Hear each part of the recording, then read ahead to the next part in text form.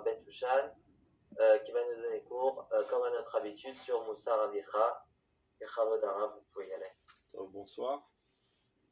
On avait déjà commencé la semaine dernière à parler du fondement de la reconnaissance. Ça veut dire que quelqu'un qui n'a pas ça en lui, tous les autres étages de sa personnalité sont branlantes, et donc il construit sur quelque chose de pas solide, et tout risque de s'écrouler. C'est vrai que c'est pas le top, on va voir ça ultérieurement dans le livre, qu'il y a des niveaux bien plus hauts de Avodat Hashem. Et malgré tout, ça réalise aussi un phénomène très essentiel qu'il est interdit d'enjamber. Donc on va continuer, on est dans le texte, mais dans la page 7, à la ligne 38, comme vous voulez, où c'est marqué Omnam, Zugam Bichlal Kviat Makom Letfilato. Qu'est-ce que ça veut dire?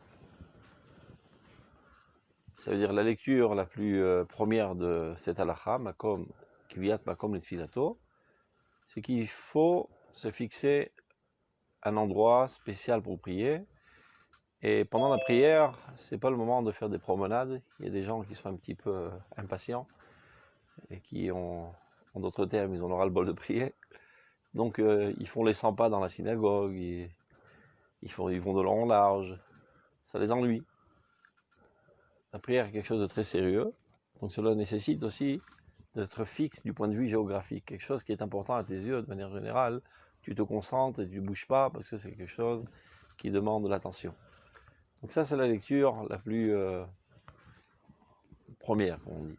Rav Kook va dire ça d'une autre manière, ce qu'il appelle du remez. Qu'est-ce que ça veut dire? Ceci réalise aussi ce qui est marqué Kviat Makom Litfilato. Fixer un endroit à sa prière. Donc il va expliquer. Kinyan Makom, ou Madrega, ou Ma'ala Yedua. Le mot Makom en hébreu, le sens premier, c'est un lieu géographique. Mais c'est aussi un niveau. Comme on dit en hébreu, Talmid Azeh Otofes Makom Chashuv Beishiva Shelanu. Il a une place importante dans notre yeshiva, ça veut dire qu'il a un statut important, un niveau important. Donc, Inyan Makom ou Madrega ou Ma'ala Yedua. Lorsqu'on dit Kviat Makom Litfilato, ça veut dire qu'il faut se fixer aussi, savoir se fixer sur un certain niveau, dont on va développer maintenant. She'af alpi she'avoda bifrat avoda shebalev mitzad akarat gulato yitbarach v'muto kvudo shuatov amiti אי אפשר שתהיה שלמותה בקביעות מדרגה, ואדרבה כל מה שיוסיף דעת יוסיף הבחנה ומעלה, אז בתפילה נקרא חיי שעה. טוב, je vais déjà dire ça par cœur parce que ça c'est compliqué dans le texte. Le service de Dieu. Et quand on parle spécialement du service du cœur, non pas le service au niveau des actions, comme mettre les tefilines ou bien allumer la chanoukia, etc., mais de se rapprocher de Dieu au niveau intellectuel, au niveau émotionnel. Eh bien, dans ce domaine, il y a énormément de degrés. Et lorsqu'on parle du degré de Ahavat Hashem, de l'amour de Dieu, qui peut résulter de la perception de la grandeur de Dieu, évidemment, ta perception de la grandeur de Dieu, tant que tu gravisses, elle est toujours petite relativement à la grandeur de Dieu elle-même. Donc de demander d'être kavoua, d'être fixe, garder un niveau fixe dans cet Avodat Hashem, ça ne paraît pas tellement plausible. Par contre, Avodat Hashem qui est fixé sur la reconnaissance, qui est la chose la plus basique, il n'y a pas tellement quoi gravir les échelons de la reconnaissance. Tu m'as donné un bonbon, je te suis reconnaissant. Tu m'as donné de quoi manger, je te suis reconnaissant. Tu m'as donné la vie, je te suis reconnaissant. Tu me donnes où habiter, tu me donnes des habits, tu me permets de respirer, je te suis reconnaissant. Mais il n'y a pas tellement quoi à chercher, c'est juste un niveau basique qui est assez fixe. Donc, quand on parle d'Avodat Hashem, Mitor Akarat Atov, service de Dieu par la reconnaissance. En cela, il faut être kovea makom litfilato. Il faut se fixer. Et il n'y a pas de problème en cela. On va développer ultérieurement que ne pas croire que servir Dieu par reconnaissance, c'est quelque chose de zol, qu'on dit zol, qui coûte pas cher, qui est méprisable. C'est déjà un très grand niveau. Il y a des gens qui sont même pas capables de dire merci. Comme on l'a dit la fois précédente, il y a des gens malades mentaux qui pensent que tout leur revient de droit, des égocentriques comme ça. On avait expliqué que c'est suite à une éducation pas tout à fait au point de leurs parents, qui les avaient mis au centre de leur vie, etc.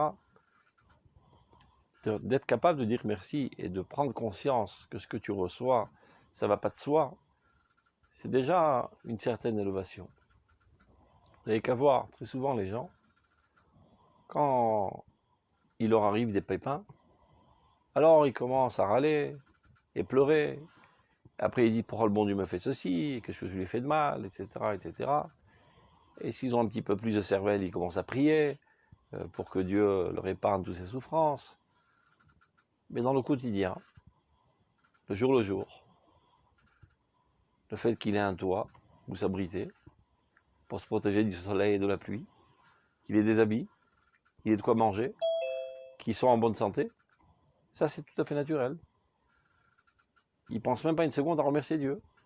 Bon, ben c'est normal, je suis allé au boulot, j'ai gagné mon pain, et je me suis acheté des habits et du pain, etc. Il n'y a rien de spécial. Et bien sache que c'est pas donné à tout le monde.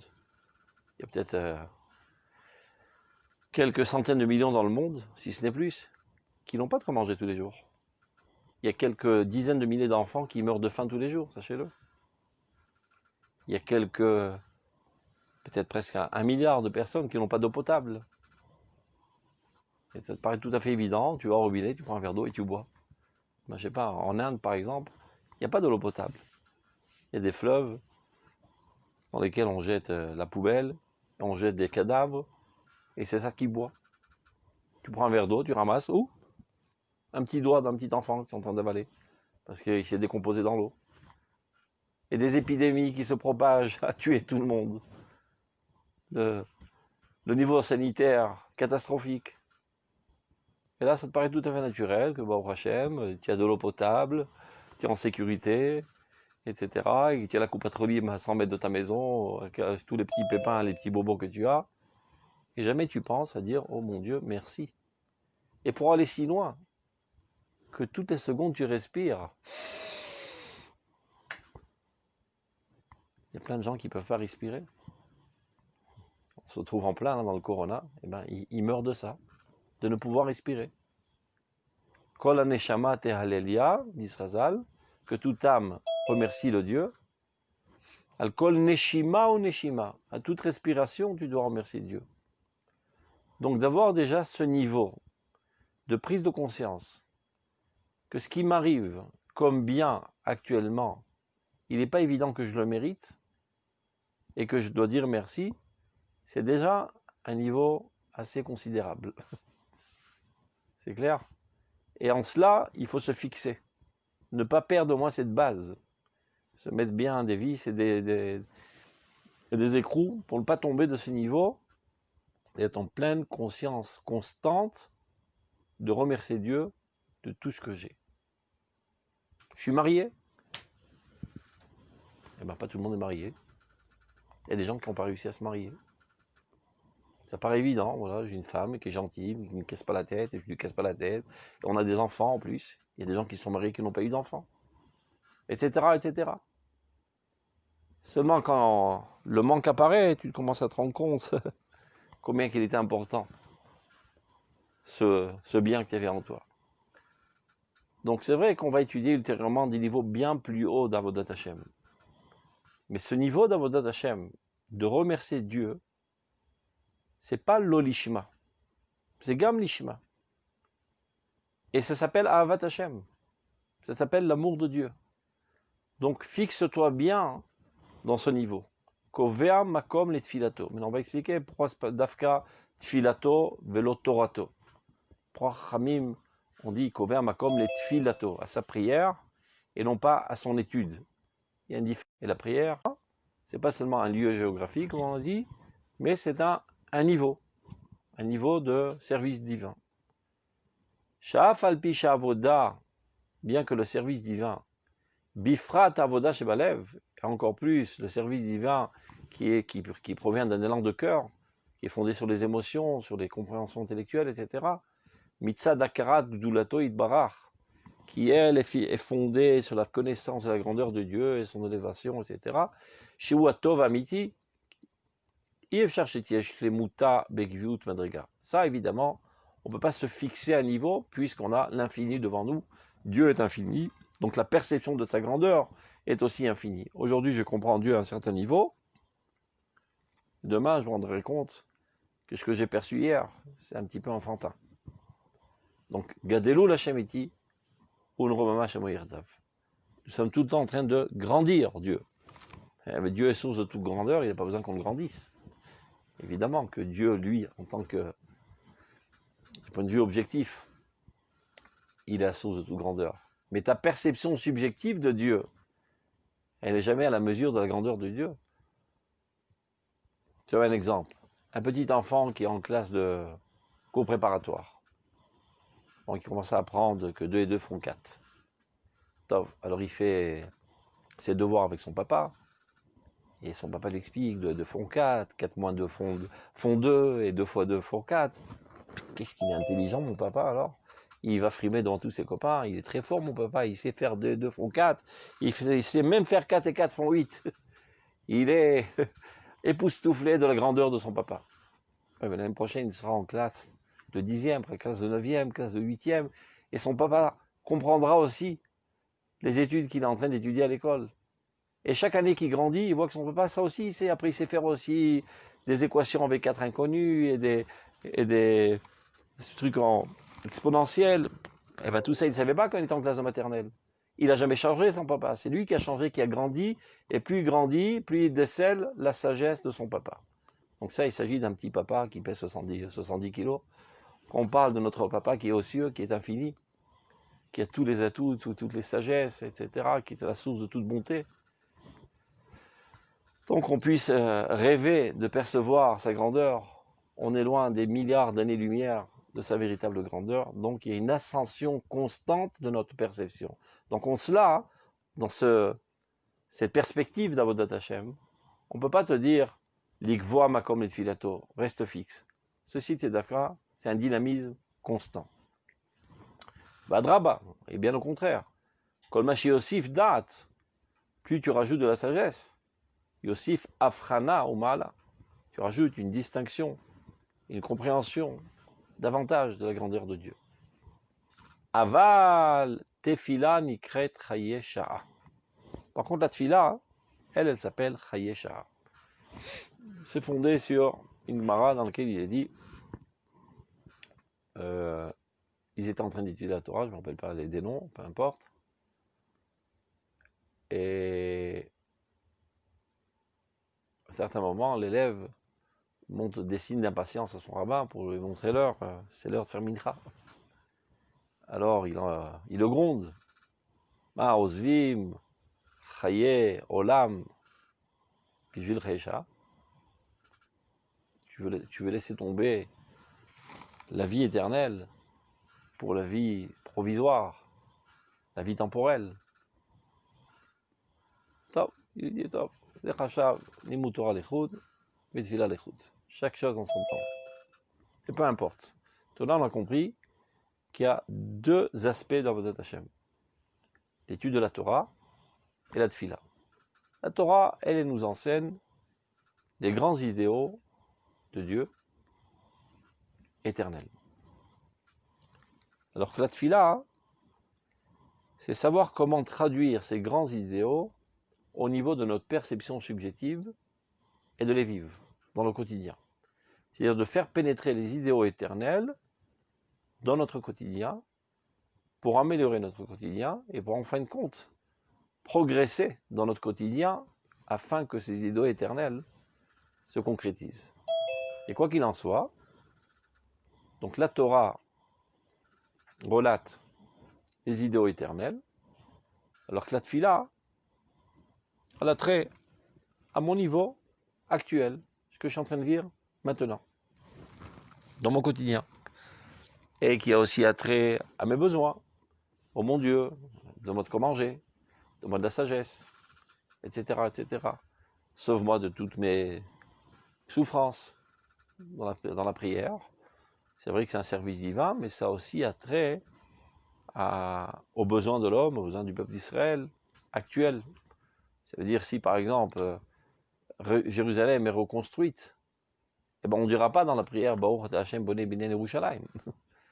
Donc ça fait allusion à un certain manque provisoire. Si tous les Juifs un jour s'éveilleront et sortiront de leur torpeur et quitteront l'exil et reviendront au Bercail en Eretz Israël, eh ben on ne dira pas Baruch Hashem et Kabesh Yitram Israël parce qu'il n'y a plus besoin. Donc on voit bien que la tfila, elle est en rapport avec le temporel. Techayesha. Elle est en rapport avec mon niveau actuel. Ça veut dire, dans la Torah, j'étudie un idéal divin. Alors j'ai compris un niveau X de cet idéal divin.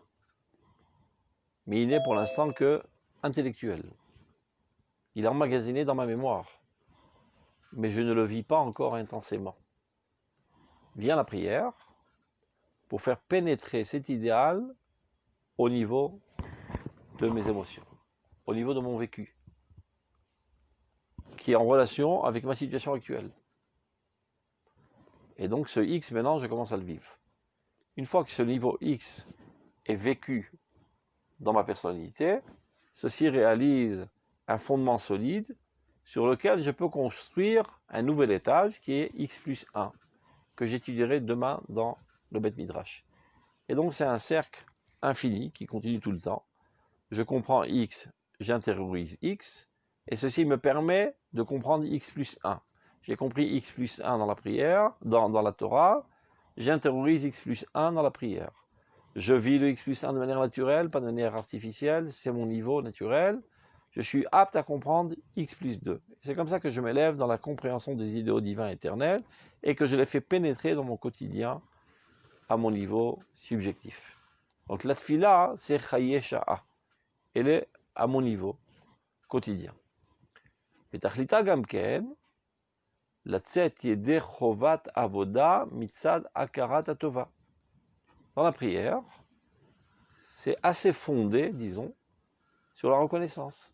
Oh merci mon Dieu d'avoir donné de la pluie, et comme ça arroser les champs, et grâce à ça j'ai eu ma pomme. Oh merci mon Dieu de nous avoir sauvés de nos malheurs. Oh merci mon Dieu de nous guérir, etc. Donc c'est fondé sur cette dimension de la reconnaissance de tous les bienfaits que Dieu nous donne. Valken, en lekabel kodem atfila tova murgeshet. C'est la raison pour laquelle, selon la halakha, il est interdit de recevoir un bienfait concret, corporel, avant la prière. Comme Chazal ont expliqué, l'otochlu à la dame. Ne mangez pas sur le sang. Qu'est-ce que ça veut dire? Qu'il est interdit de manger avant la prière. Très souvent, les gens ne le savent pas, donc c'est l'occasion de leur rappeler. Avant la prière, on ne mange rien. Parce que comment peux-tu envisager d'avoir un profit quelconque, matériel, pour ton corps, avant d'avoir, d'abord et avant tout, remercié Dieu de t'avoir procuré ce bien? C'est comme si tu voles. Il y a marqué dans la Gemara, par exemple, à propos de celui qui mange sans faire de bracha, Kol mi shenehene ba'olam hazeh belo bracha, kilu gonev et aviv et imo. Celui qui profite de ce monde sans faire une bracha, c'est comme si il volait son père et sa mère. Son père, c'est Akadosh Baruch Hu, et sa mère, c'est Knesset Israël, l'âme collective du peuple d'Israël. Quand on veut expliquer ça à des petits-enfants pour les habituer à faire la bénédiction, on leur dit c'est comme si tu vas au supermarché d'à côté. Eh ben, tu n'as pas le droit de consommer des aliments avant d'avoir payé, sans quoi tu es un voleur. Bon, tout ce monde-ci est le supermarché d'Akadosh Baruch Hu. ne touche à aucun profit sans payer d'abord, sans remercier Dieu. Donc le matin, avant de prier, tu te parles à la dame, Shelcha d'abord. Prie pour ton sang. Dis d'abord merci à Kadosh Baruch Hu que tu vives. Et remercie-le pour ce que tu as eu jusqu'à présent. Et implore pour qu'il continue de te procurer tous ces bienfaits. Donc l'autre chlou à la dame. Ne mangez pas. Al shetit palou, al damchem. Ume oti shlachta achare gavecha. C'est encore une autre rachat de Chazal. Tu m'as jeté derrière ton dos. C'est-à-dire, tu es allé d'abord te gaver, et après tu t'es rappelé que j'existe. Un minimum de respect envers Akadosh Baruch Hu. La première chose à faire dès qu'on ouvre les yeux, c'est de s'adresser à Dieu. C'est pas le moment d'aller faire toutes sortes d'activités corporelles. Étudier la Torah avant la prière, c'est permis. Faire des mitzvot avant la prière, c'est permis. Mais, je sais pas, aller faire du sport, une petite course le matin avant la prière, qui est une amélioration corporelle, ou bien manger pour se renforcer, c'est interdit. D'abord, avant tout, dis merci à Kadosh Baruch Hu, remercie-le de tous les bienfaits qu'il t'a donné et qui te donne et qui te donnera. Seulement après, tu peux toucher à ce monde-ci. Évidemment, ce que je parle, c'est pour les gens en bonne santé. Quelqu'un qui est malade, le médecin lui dit tu as besoin de manger telle et telle nourriture avant de prendre ton cachet, évidemment que c'est permis, ou quelqu'un qui risque de s'évanouir, c'est permis. Mais on parle des gens normaux, sains, etc., qui ne sont pas trop gâtés, qui sont capables, comme la plupart d'entre nous, de subsister encore une heure. Car n'oublions pas, aujourd'hui, Baruch Hashem, on en mange bien plus qu'il en faut. On a tous des Hashmanat Yeter, on a des réserves de quoi tenir encore une semaine tellement on mange. Donc c'est pas la fin du monde si tu te retiens encore une petite heure. Tu t'es bien gavé hier nuit, tu as de quoi tenir encore une journée entière. La preuve en est que les jours de jeûne, tu tiens la route pendant 24 heures. Donc tu peux te retenir encore une heure et manger de manière respectable envers Kadosh Baruch Hu. Bimken, יש לה מדרגה מיוחדת. בכל אחד לפי ערך הטובה שבידו מהאל הטוב. Ça veut dire, la prière, elle a un certain niveau, et chacun d'entre nous, selon les bienfaits qu'il a reçus d'Akadosh Baruch Hu, ou plus exactement, selon la prise de conscience des bienfaits qu'il a reçus d'Akadosh Baruch Hu. Il y a plein de gens qui reçoivent énormément de choses d'Akadosh Baruch Hu, et ça leur passe à côté, ils ne se rendent même pas compte que Baruch Hashem, il a un travail, il continue de travailler pendant la Corona, alors qu'il y a 1 million qui sont licenciés. Il ne dit pas, oh merci mon Dieu, que j'ai encore de la parnassa. Il ne se rend pas compte. Et, pour en parler seulement d'Eretz Israël, où il y a 1 million de licenciés. À travers le monde, il y a peut-être 100 millions de licenciés, si ce n'est plus. Que va-t-il advenir d'eux? On n'en sait rien. Les gens sont persuadés que voilà, la Corona va se terminer, et automatiquement, tout le monde retrouvera sa place. Eh bien, arrêtez de rêver, c'est pas du tout évident. Parce que, j'ouvre une petite parenthèse, si déjà parler un petit peu d'actualité, ça fait pas de mal. Imaginez que vous êtes un employeur, et que vous avez chez vous un employé qui vous casse les pieds déjà depuis quelques années, et que vous n'arrivez pas à licencier. Parce que c'est un fainéant, parce que c'est un râleur, et il y a toutes sortes de vadim qui t'empêchent de licencier. Mais non que tu l'as licencié, eh ben bon débarras, tu vas pas lui courir après pour le ramener. Ça, c'est un. Donc déjà, il y a une sélection naturelle qui va se faire, que tous les parasites qui étaient employés contre la volonté de l'employeur ne retrouveront pas leur travail. Deuxièmement, il y a ce qui s'appelle l'automatisation. Tous les travaux manuels, eh ben, c'est du gâchis de les faire par des hommes. Ça coûte cher, ça coûte beaucoup moins cher avec des machines, et les machines se développent, et les robots se développent. Donc, au lieu de mettre un bonhomme qui trie des lettres, et lui payer une paye de 8000 shekels par mois, et le payer tous les avantages sociaux, et le supporter, et se soucier d'un environnement adéquat pour le travail, avec le masgan et la lumière, et éviter les papotages et les dragues et le café, etc., tout ce casse-tête que j'en ai besoin, je mets un robot qui travaille 24 heures sur 24, qui n'a pas besoin d'électricité pour l'éclairer, qui n'a pas besoin de masgan pour le rafraîchir, qui n'a pas besoin de café pour prendre une petite pause, et qui ne me prend pas la tête. Donc c'est vrai que ça coûte de l'argent, il faut investir, c'est d'air, mais si déjà, parce que de manière générale, les gens ont tendance à continuer avec des bagnoles un petit peu usées, tant que ça marche. Et quand rien ne va plus, on pense à acheter notre bagnole. Et ben c'est pareil au travail. Pour l'instant, ça roule, on n'a pas le temps d'y penser. Mais maintenant, ça roule plus. Tout le monde est parti. Donc c'est le moment de refaire nos comptes. Et peut-être que ça vaut le coup d'investir, je sais pas, 10 millions de shekels dans mon entreprise. Mais à longue échéance, je gagnerai 500 millions de shekels. Et je me débarrasse de tous ces casse-pieds. C'est pas seulement en Israël, c'est dans le monde entier.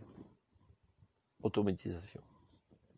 Et rajoutons sur cela Bina Melachutit, l'intelligence artificielle, qui remplace pas seulement les travaux manuels, mais même les travaux intellectuels.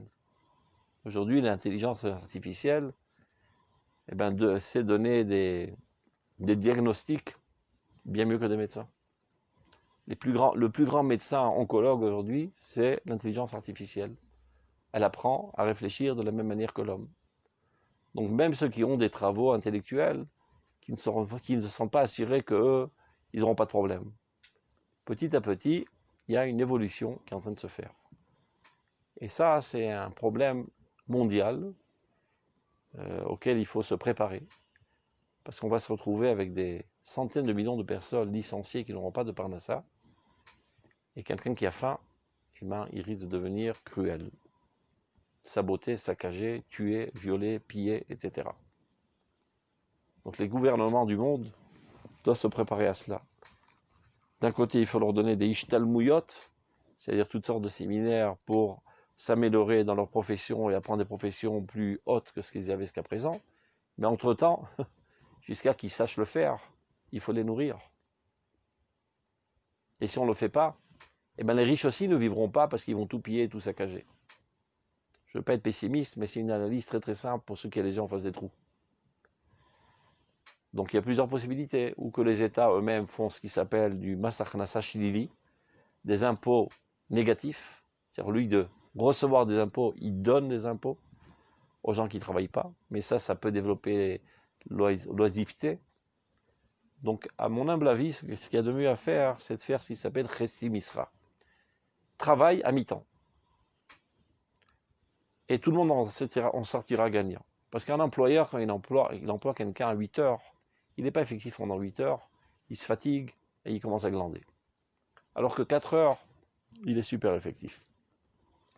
Donc on peut trouver une solution que l'employeur paye 50% et l'État 50% et qui ne l'emploie qu'à mi-temps. Et comme ça, tout le monde pourra trouver un boulot décent et aura moins l'impression de se nourrir de ses efforts et non pas de mendicité.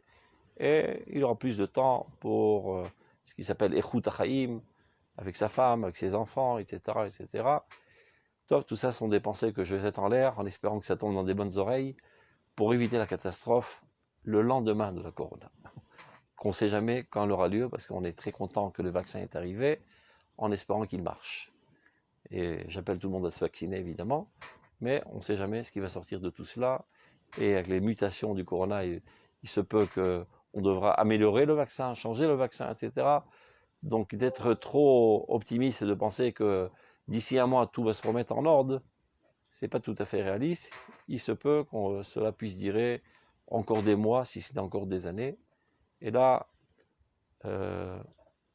ça exige de nous de la gvoura, du courage et de l'assiduité. Il y a des fois des élans de courage dans un événement grandiose où tu es censé, je sais pas, sur un champ de bataille, prendre de l'avant pour sauver les copains. Et des fois, le courage s'exprime par une assiduité de l'effort, dans des situations complexes à long terme. Donc, je ferme la parenthèse. Donc chacun doit être pour avoir une prise de conscience du bien qui ressort de Dieu, et en fonction de cela, le remercier et le servir. Vavodazu, imitzad chesed. C'est-à-dire, en fait, ce service de Dieu, elle est fondée sur la bonté, sur toutes les bontés que Dieu me donne, et je me sens redevable. Le livre Reshit Chochma est un livre de morale très très haut, sur Dividash, des sages de Tzfat il y a 400 ans.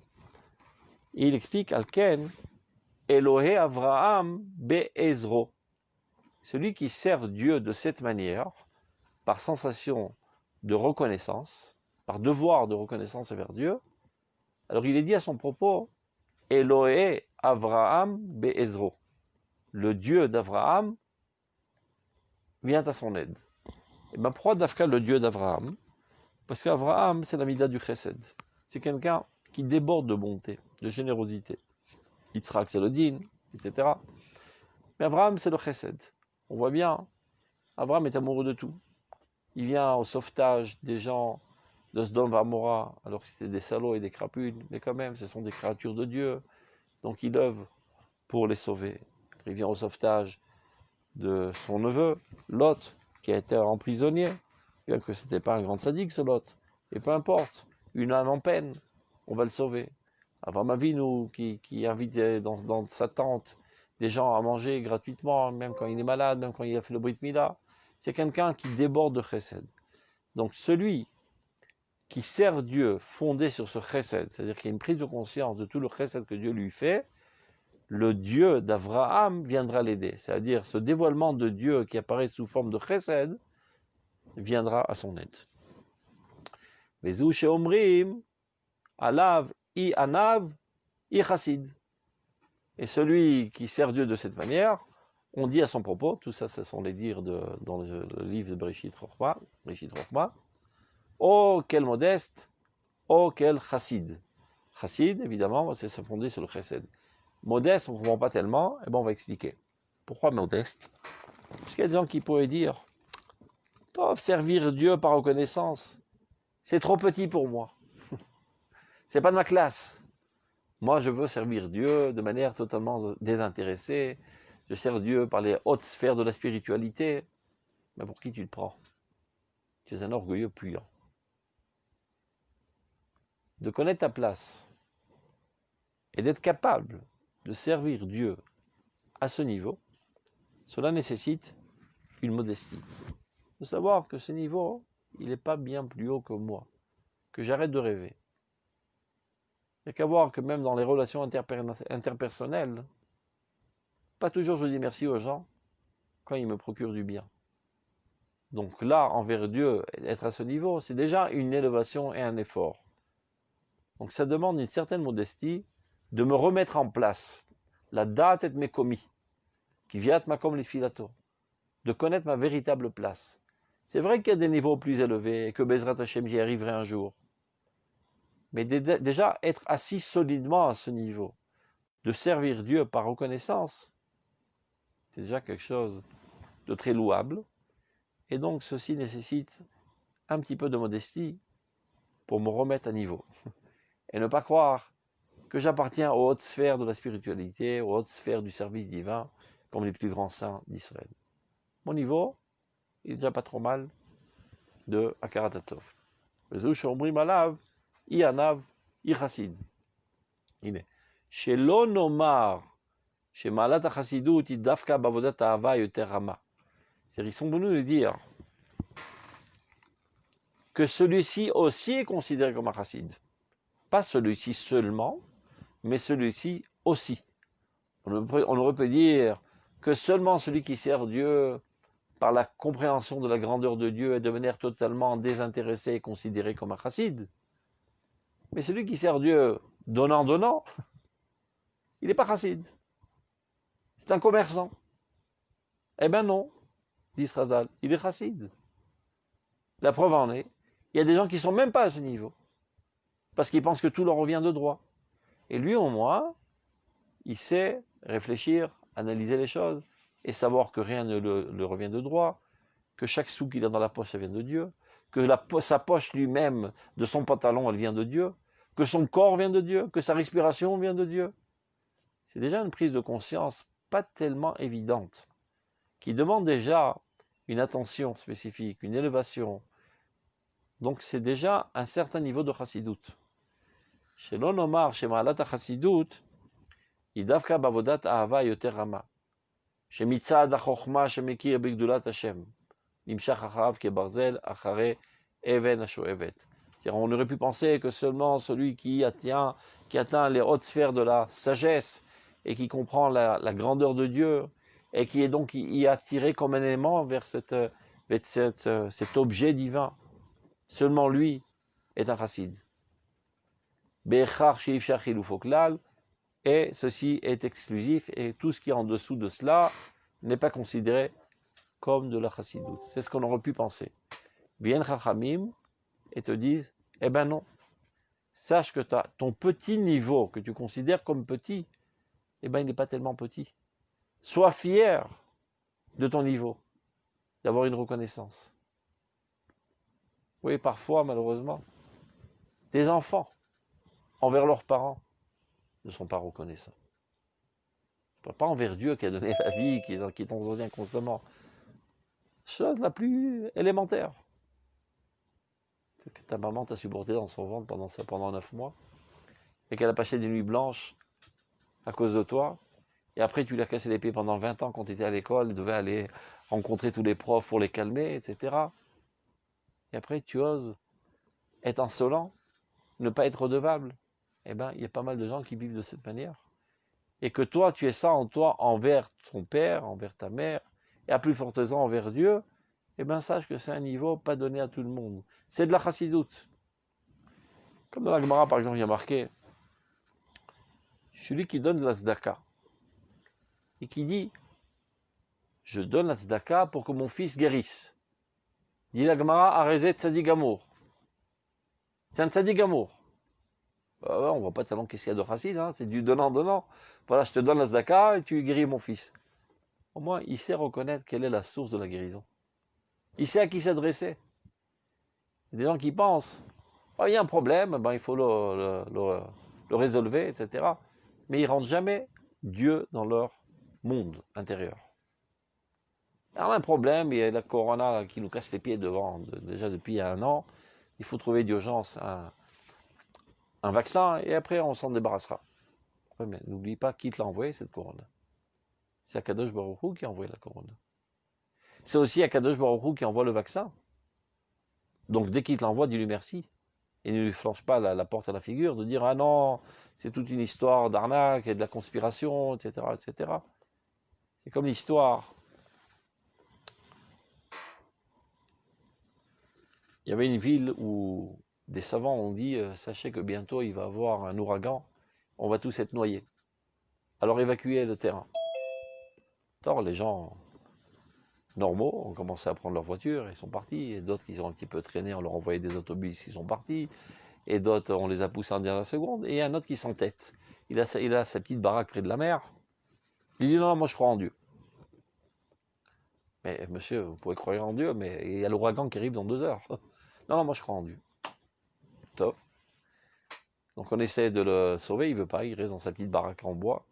Et voilà que l'ouragan commence, et sa maison commence à s'inonder. Donc il y a de l'eau au rez-de-chaussée, il monte au 1er étage. Il monte au 1er étage. On lui dit, ben viens, voilà, on t'envoie des chaloupes, viens dans la chaloupe. Non, moi je crois en Dieu. Et l'eau continue à monter, il monte au 2e étage. Et après on lui envoie ça, on lui a un bateau. Ben viens, on va te sauver la peau. Non, moi je crois en Dieu. 3e hélicoptère avec une corde pour lui sauver la peau. Non, moi je crois en Dieu. Bon, finalement, évidemment, il s'est noyé, il est mort. Il arrive au ciel, et il commence à râler. C'est quoi cette histoire, Kadosh Baruch Hu? Ben moi j'ai cru en toi, tu n'es pas venu me sauver. Dis, espèce d'idiot, je t'ai envoyé 50 000 envoyés, un après l'autre, pour te sauver la peau. Et tu as refusé, et tu m'as claqué la porte au nez. Et maintenant, en plus, tu oses râler. Ben c'est pareil. Kadosh Baruch Hu nous a envoyé la corona. Pour toutes sortes de choses, pour nous faire prise en conscience, pour améliorer notre manière de vie, etc. etc.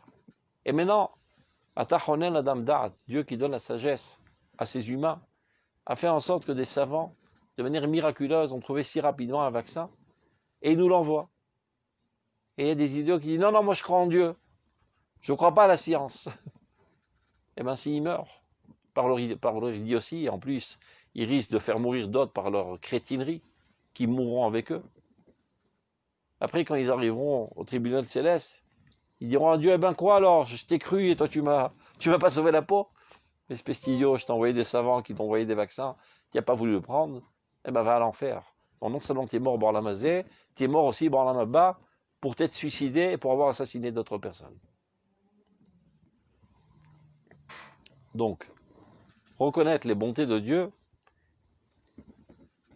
et prier à ce niveau et savoir qu'il est la source de tout, c'est déjà un niveau considérable. Il y a des niveaux plus hauts, mais ça c'est déjà un niveau solide, qu'on ne doit pas mépriser, qu'on ne doit pas dédaigner. Et surtout, qu'on ne doit pas enjamber. Dire non, c'est pas ma classe, je passe directement à la classe suivante. De manière générale, les gens qui sautent les classes, il leur manque quelque chose dans leur personnalité. Je ne parle pas au niveau des classes de l'école, les stades du développement de leur vie. Il y a des petits enfants, parce qu'ils avaient des parents bizarres qui avaient peur qu'ils salissent leurs habits, ils ne les ont pas laissés ramper à terre, pour pas qu'ils salissent leurs beaux pulls, leurs belles chemises. Après, à l'âge de 20 ans, il y a des troubles psychologiques qui apparaissent. Parce qu'ils ont enjambé un des stades de l'évolution. Maintenant, à 20 ans, va re-ramper.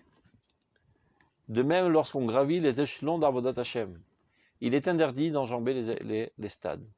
Le stade premier, les fondations les plus solides sur lesquelles on peut construire les bâtiments les plus élevés d'Avodat Hashem, Akarat Hatov, la reconnaissance du bien que Dieu nous procure. Donc, Be'echach est là, Shavodat, Avoda Me'ava, Shemitzad Akarat Hatova, Igam Ken Chassid. Donc c'est ça ce qu'on voulait dire quand ils ont dit et Chassid et Anav. Celui qui sert Dieu par reconnaissance, c'est un Chassid. Et en plus, c'est un modeste qui sait reconnaître sa véritable place et qui ne vit pas dans des fantasmes de penser qu'il appartient aux hautes sphères de la spiritualité et de la sainteté. Umagam, Shebasof Yavo le Madrigat Ahava Rabba.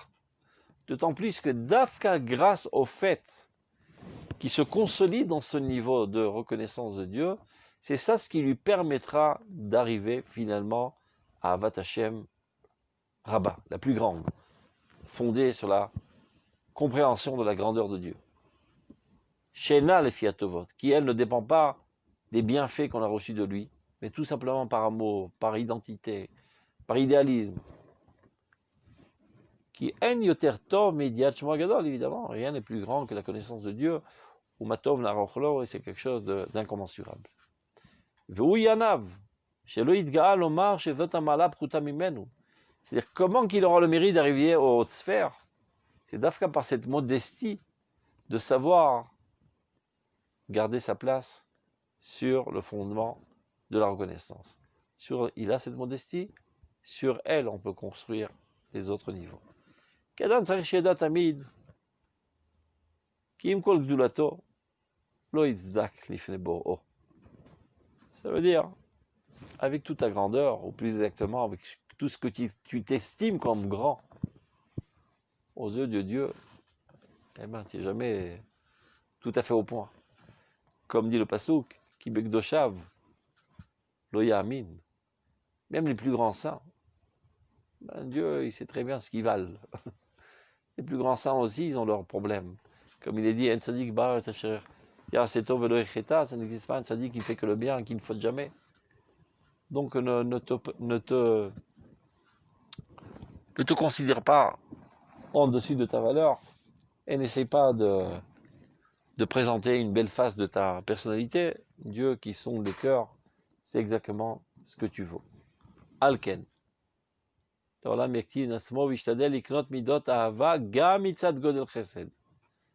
ce qu'ont voulu nous enseigner Chachamim, que l'homme doit parfois se faire tout petit.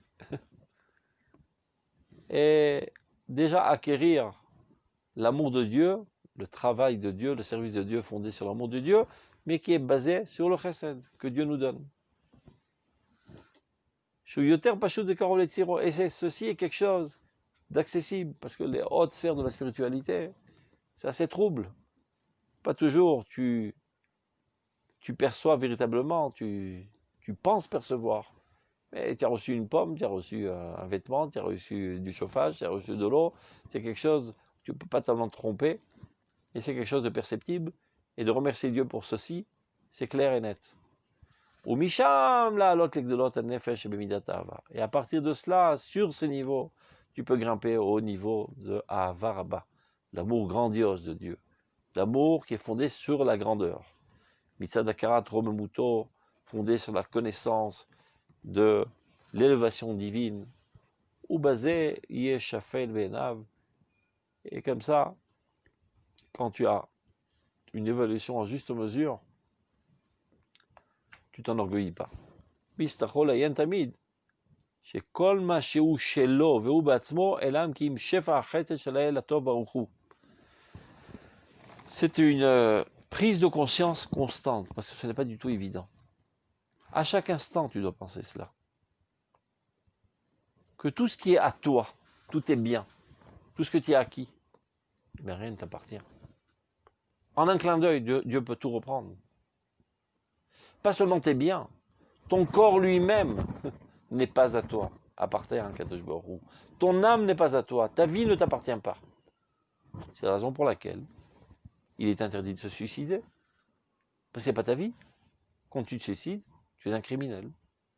C'est de la même manière que tu voles la vie d'une autre personne, tu voles la vie de ta propre personne, car ta vie ne t'appartient pas. C'est la vie de Dieu qui t'est prêtée, qui t'est confiée en main. Tu dois constamment vivre avec cette conscience que tout ce que tu as dans la poche, tout ce que tu as à la maison, et ton corps, et ton âme, tout appartient à Dieu. Umimcha natanu lecha, dit David Ameller. Je te donne, mon Dieu. Mais de quoi je te donne? De ce qui t'appartient. Imaginez un petit enfant qui veut faire plaisir à sa maman. Il veut lui donner un cadeau. Il va au frigidaire. Il prend une tomate. Il enveloppe de papier cadeau. Tiens, maman. Mais qui c'est qui l'a acheté, cette tomate? Elle vient de l'acheter il y a 3 minutes du supermarché. Elle l'a mis au frigidaire. Peu importe. L'essentiel, c'est l'élan de cœur. Quand on apporte à Dieu des offrandes au Beth Amikdash, quand on donne la tzedaka aux pauvres, quand on donne nos forces pour faire les mitzvot, quand on donne nos forces pour s'empêcher de faire d'arvérot, toute cette énergie qu'on investit et qu'on donne à Dieu. Mais d'où on l'a tout cela? D'Akadosh Baruch Hu. C'est pas différent de ce petit enfant qui ouvre le placard et qui prend, je sais pas, un kilo de chocolat que sa mère vient d'acheter et qui donne en cadeau à sa maman. Voilà, maman, je t'aime beaucoup, je te donne du chocolat. Oui, mais le chocolat, il appartient à ta maman. Peu importe. L'élan de cœur. Rahaman Ali Babaï. Tout ce que Dieu veut, c'est cet élan de cœur. Donc n'oublions jamais. Chez Kol Mashiach Shelo, tout ce qui lui appartient, ou Beatzmo, et même lui-même, Enam Kim Shefa Chesed Shalael Atov. Tout est l'abondance de bonté d'Akadosh Baruch Hu. La reine Torah mechouvenet la'avaraba. On a parlé de Chaye Olam et Chaye Sha'a. Chaye Olam, c'est la Torah. Ce sont les idéaux éternels. Alors que Chaye Sha'a, c'est la prière, qui est fondée sur la reconnaissance, sur les bienfaits que Dieu nous procure. Donc Torah, c'est une élévation au niveau de Avaraba. Par l'étude de la Torah, on peut comprendre la grandeur de Dieu et arriver à servir Dieu de manière totalement désintéressée. La tfila, par contre, c'est en réaction avec tous les bienfaits qu'on a reçus de Dieu. Donc c'est Ava Pshuta. Shi chaye olam mitzad gdulato v'chomo yitbarach. B'tfila chaye sha'a ou shefa tovota v'chasdo yitbarach. Là, je voudrais rajouter une petite remarque. Ceux qui ont l'habitude d'étudier le Rav Kook, comme le livre d'Oroth, Oroth HaTshuva, Oroth HaKodesh, j'ai comme l'impression que ce livre-là, je sais pas, il est assez petit. Ça n'englobe pas des idéaux universels et mondiaux et grandioses et éternels. C'est un livre qui traite de de l'amélioration de ta personnalité, fondée sur des prises de compte assez petites, etc. Mais c'est le même Rav Kook qui l'a écrit. Le même Rav Kook qui est géant avec un amour de Dieu infini et brûlant et totalement désintéressé. Ben c'est lui qui a écrit Moussar Avicha. Le même Ramchal qui a écrit des livres de Kabbalah très profonds, comme Zohar Sheni, il a fait Mamash, un livre de Zohar. À tel point que les plus grands d'Israël sont restés époustouflés devant les dévoilements divins qu'il a reçus, et qu'il étudiait avec un malach, etc. Mais c'est le même Ramchal qui a écrit le Mesilat Yesharim, qui est accessible à un enfant de 15 ans, qui peut le comprendre. Pour nous dire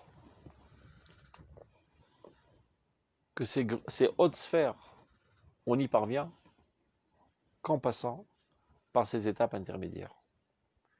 Et c'est lui qui, par orgueil, pourrait se dire, c'est pas fait pour moi ça, c'est pour les nouilles. Moi, il y a bien longtemps que j'ai dépassé ce niveau, je suis un grand idéaliste et j'ai des grandes compréhensions de Avodat Hashem, etc. Je ferme le livre. Eh bien, il peut fermer toute la Torah Kula. Parce que le Rav Kook, lui, il a écrit ce livre. Et le Ramchal, c'est lui qui l'a écrit ce livre. Et lui-même l'étudiait. Il y a des gens qui disent servir Dieu par la crainte du châtiment, c'est passé. Et le Rav Kook, tu fais une grosse erreur. C'est vrai que tu ne dois pas penser qu'à ça tout le temps. Ce qui doit te motiver, ce sont les grands idéaux. Mais surtout, ne fais pas l'erreur d'enlever ce fondement sans quoi tout risque de s'écrouler. C'est comme si quelqu'un il est en train de rouler à 200 à l'heure. Puis tu lui dis, fais gaffe, tu vas entrer dans l'abîme, tu vas crever. Mais non, c'est pas un langage qui m'est adéquat. Donne-moi un argument plus enthousiasmant. Fais gaffe, la lumière divine ne va pas apparaître à travers toi le temps qu'il comprenne, et ben il est tombé dans l'abîme, il est mort. Dans des situations critiques, le seul frein qui puisse arrêter les folies, c'est la peur du châtiment. Quand tu es très fortement attiré par la faute, et tu es sur le point de la faire, cette faute, c'est ni le Kuzari, ni le Maharal qui vont te freiner. Il faut que tu aies quelque part là dans le crâne, Irata Onesh. Mon pote, si tu continues, tu vas crever. Il va t'arriver une nouille, il va t'arriver une tuile. Et c'est vrai. Je dis pas ça pour te calmer, pour te freiner. Zenachon. Kira atrate yasereka. Le mal fait du mal. Tu es en train d'avoler un poison, et ben n'espère pas que tu vas pas être empoisonné, tu vas être empoisonné. C'est vrai qu'on ne s'empêche pas de prendre du poison pour seulement ne pas être empoisonné, mais essentiellement pour accomplir la volonté de Dieu et être associé à Dieu à l'avancement du monde dans le bon sens. C'est ça ma motivation constante qui doit m'animer. Mais d'un autre côté, il faut toujours laisser ça derrière la tête. Si je fais le zouave, je me ramasserai une tannée. Moi, ma femme, mes enfants. J'ai des enfants. Il faut savoir ce qui peut leur arriver. Mes proches, les gens que j'aime. Irata Onesh, dit le Rav Kook, ce sont les fondations. Alors tu construis un super bâtiment, un gratte-ciel de 30 étages, très, très beau et très classe. Et au rez-de-chaussée, il y a des dalles et de la céramique très très belle qui coûtent 500 shekels le mètre carré, etc. Donc une fois que tout est propre, du moment les fondations qui sont moches, du béton et du fer, je les enlève. Ben, tout le bâtiment s'écroule. Les fondations de ta personnalité, Irata Onesh. Sur ce, Akaratatov, d'être redevable envers Akadosh Baruch Hu. Rien ne te revient de droit. Après, quand il y a ça solidement dans ta personnalité, tu peux gravir les échelons et tu ne tomberas pas. C'est-à-dire de grimper sur le toit pour se rapprocher de Dieu et voir le ciel dans toute sa beauté, c'est sympa. Mais du toit, tu risques de te casser la figure, de tomber et t'écraser. Donc il est dit dans la Torah, Ve'asita ma'akel egagecha. Tu te construiras une rempart, je ne sais pas comment on dit maraqué. En français, c'est une rempart.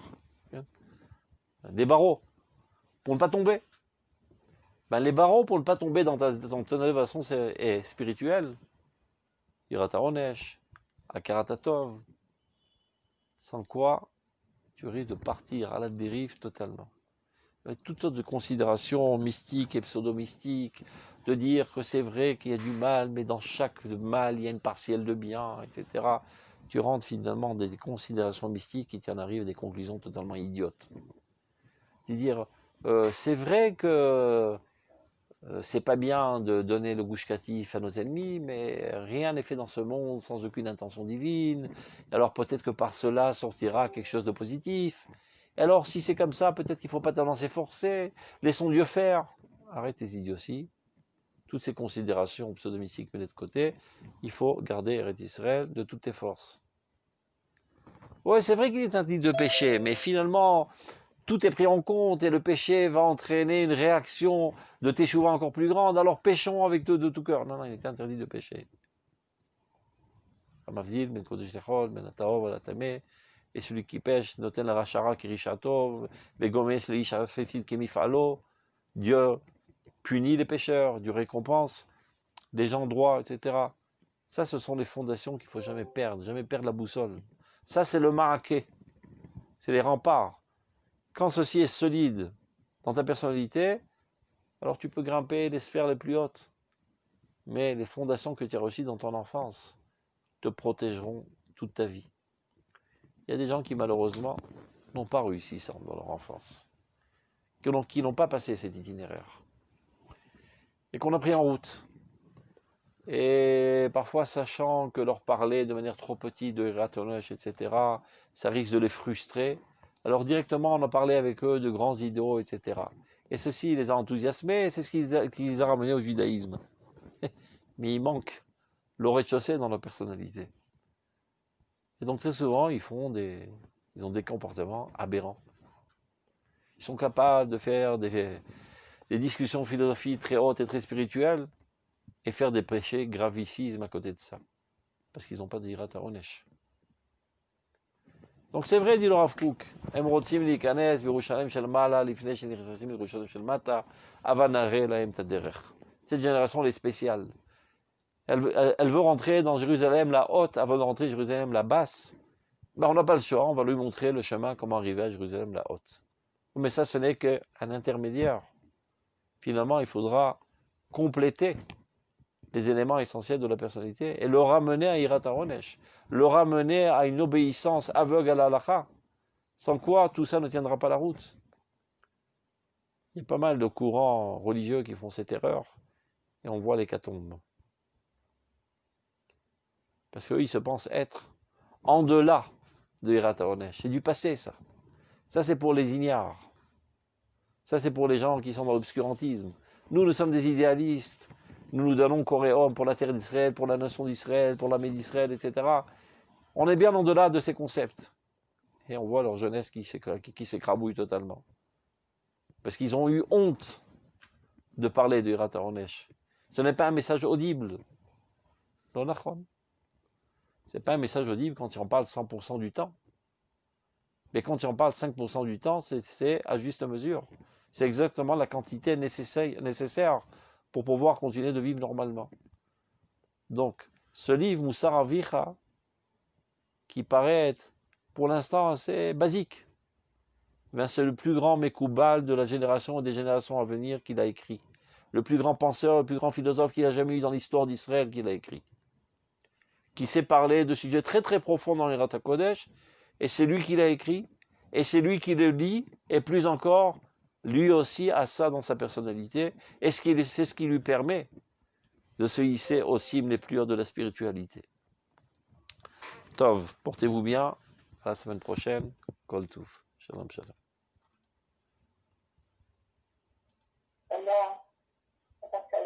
Shabbat Shalom, Vrach.